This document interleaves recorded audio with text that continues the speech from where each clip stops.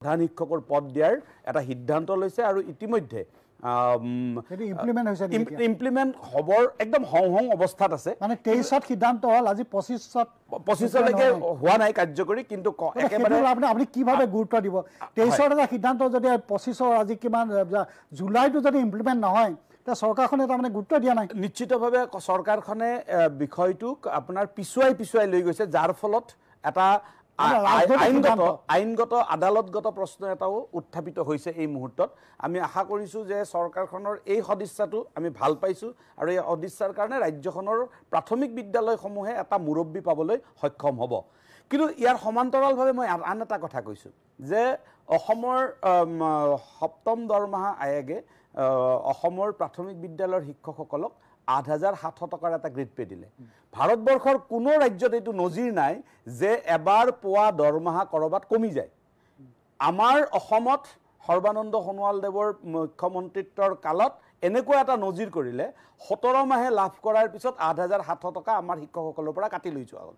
আৰু আজিলৈকে আমি বিভিন্ন ধৰণে আমি অসম চৰকাৰক কথাখিনি বুজাবলৈ চেষ্টা কৰিছোঁ অসম চৰকাৰৰ কথাটো হ'ল যে এইটো এটা ইণ্টাৰমিডিয়েট পোষ্ট গতিকে আমি তাত আমি গ্ৰেজুৱেট পোষ্টৰ ইকুৱেল আমি গ্ৰেড পে দিব নোৱাৰোঁ কিন্তু অত্যন্ত দুৰ্ভাগ্যৰ কথা এইটোৱে যে অসম চৰকাৰে কিন্তু একেটা সময়তে ২০১২ চনৰ পৰা প্ৰাথমিক বিদ্যালয়ত যেতিয়া শিক্ষক নিযুক্তি দিয়ে হয় হায়াৰ ছেকেণ্ডাৰী 50% অৰ গ্ৰেজুৱেট বুলি কৈ নিযুক্তি দি আছে অৰ্থাৎ এপইণ্টমেণ্টৰ সময়ত গ্ৰেজুৱেট টিচাৰ লৈ আছে কিন্তু পইচাটো দিবৰ সময়ত গ্ৰেজুৱেট টিচাৰৰ পইচাটো নিদিয়ে একে সময়তে কিন্তু উচ্চ প্ৰাথমিক বিদ্যালয়সমূহৰ পদসমূহ আজিৰ তাৰিখলৈকে অসম চৰকাৰৰ ২০০৫ চনৰ নটিফিকেশ্যন অনুসৰি আজিৰ তাৰিখলৈকে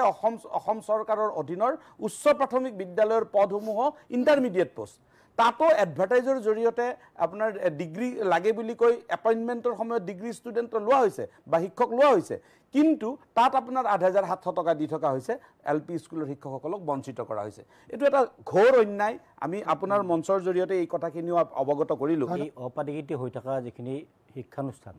নিম্ন প্ৰাথমিকৰ পৰা মহাবিদ্যালয় পৰ্যায়লৈকে আমাৰ যিটো পৰিসংখ্যা আছিল এইটোতো মানে বহুত ডাঙৰ পৰিসংখ্যা আছিল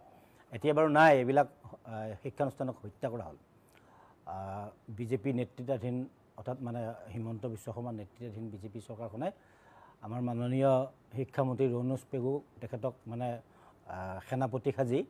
এই শিক্ষানুষ্ঠানবিলাকক হত্যা কৰা হৈছে এতিয়া প্ৰায় ৩০০-৪০০ এনেকুৱা কিবা শিক্ষানুষ্ঠান বৰ্তমান বহুত সংঘাতৰ মাজেদি জীয়াই আছে এইখিনিতে মই এটা কথা ক'ম আমাৰ সামাজিক মাধ্যমত মই অকণমান সৰব হৈ থাকোঁ আমাৰ অসমৰ ৰাইজৰ কিছুমান মানুহে কেতিয়াবা কমেণ্ট কৰে যে এতিয়াওনো ভেঞ্চাৰ স্কুল পাতে নে মানুহে এটা কথা মই আজি এই সংবাদ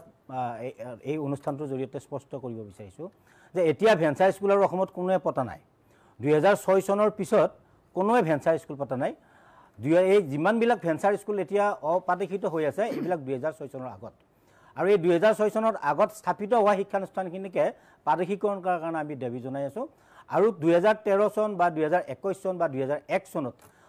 পাদেশীকৰণৰ পৰা বঞ্চিত কৰি ৰখা যিকোনো কাৰণত একদম সৰু সুৰা এই আইনবিলাকত কিছুমান অনমনীয় ধাৰা উপধাৰা সংলগ্ন কৰি এই শিক্ষকবিলাকক বঞ্চিত কৰা হৈছে এনেকুৱা যিখিনি শিক্ষক আছে শিক্ষকখিনি আমি একত্ৰিত হৈ গোটেই শিক্ষকখিনি অৰ্থাৎ এই শিক্ষক আৰু শিক্ষানুষ্ঠানখিনিক পাদেশীকৰণ কৰাৰ কাৰণে আমি দাবী জনাই আছোঁ সুদীৰ্ঘ কাল